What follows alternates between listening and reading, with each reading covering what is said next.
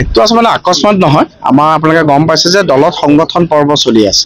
আৰু ভাৰতীয় জনতা পাৰ্টি ভাৰতবৰ্ষৰ one of the few political party যিটো পলিটিকেল পাৰ্টি 3 বছৰ মূৰে সাংগঠনিক নিৰ্বাচন অনুষ্ঠিত হয় বুথৰ পৰা আৰম্ভ কৰি ৰাষ্ট্ৰীয় পৰ্যায়লৈকে ভাৰতীয় জনতা পাৰ্টিতে এটা উপযুক্ত গণতান্ত্ৰিক মাধ্যমেৰে আমাৰ বিষয়ববীয়া সভাপতি নিৰ্বাচিত হয় তো আমাৰ দলত ইতিমধ্যে সংগঠন পৰ্ব চলি আছে কুকুৰাঝাৰত ইতিমধ্যে আমাৰ প্ৰায় 90% প্ৰায় 1200 কিমানটা বুথ আছে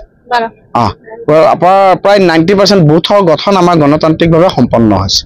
এতিয়া আমাৰ ইয়াত 12টা মণ্ডল আছে 12টা মণ্ডলৰ আমাৰ গণতান্ত্ৰিকভাৱে মণ্ডল সভাপতি নিৰ্বাচিত হ'ব পৰৱৰ্তী সময়ত জিলা সভাপতি সো আমাৰ ইয়াত মাননীয় বেনুধৰ নাথ ডাঙৰীয়াক আমাৰ জ্যেষ্ঠ নেতা তেখেতক জিলাৰ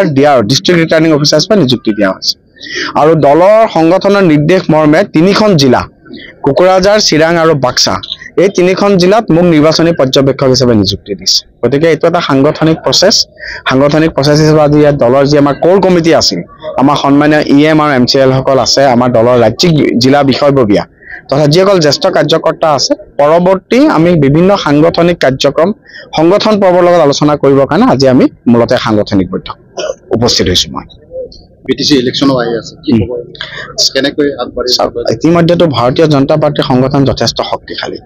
প্ৰায় 1200টা বুথৰ ভিতৰত খুব গণতান্ত্ৰিকভাৱে প্ৰত্যেকটো বিথত আমি একদম গ্ৰাছৰুট পৰ্যায়ত মিটিং কৰি আমাৰ বুথৰ সভাপতিসকল নিৰ্বাচিত হৈছে আমি ইপিপিএলৰ দিয়াৰ এলায়েন্সত আছো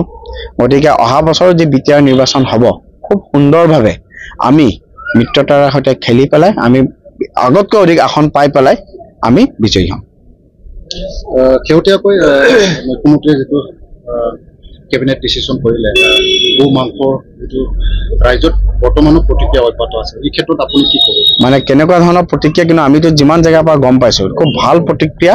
ৰাইজে দিছে ইভেন সংখ্যালঘু সমাজৰ পৰা বিৰাট ভাল প্ৰতিক্ৰিয়া আহিছে গোটেই বিষয়টো কংগ্ৰেছে এটা মিছলিড কেম্পেইন কৰিবলৈ আৰম্ভ কৰিছে আমি সদায় জানো যে কংগ্ৰেছে সদায়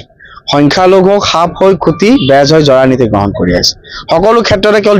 division politics divide and rule politics ব্ৰিটিছে ভাৰত এৰি থৈ গ'ল কিন্তু ব্ৰিটিছৰ পৰা কংগ্ৰেছে যিটো লিগেচি ল'লে সেইটো হৈছে ডিভাইড এণ্ড ৰুল গতিকে জনগণ ঐক্যবদ্ধ আজি আমাৰ যি মাননীয় মোদী ডাঙৰীয়া আৰু ডক্টৰ হিমন্ত বিশ্ব শৰ্মা ডাঙৰীয়াৰ যি নীতি सबका साथ सबका विकास सबका বিশ্বাস सबका प्रयास আৰু দলৰ যিটো আমাৰ কোৰ যিটো আমাৰ আইডিঅলজি যে justice for all appeasement to none এই নীতিত আমি আগবাঢ়িছো জাতি বৰ্ণ ধৰ্ম নিৰ্বিশেষে সকলো ৰাজ্যক লৈ পেলাই 2047 চনৰ ভিতৰত এখন বিকশিত ভাৰতবৰ্ষ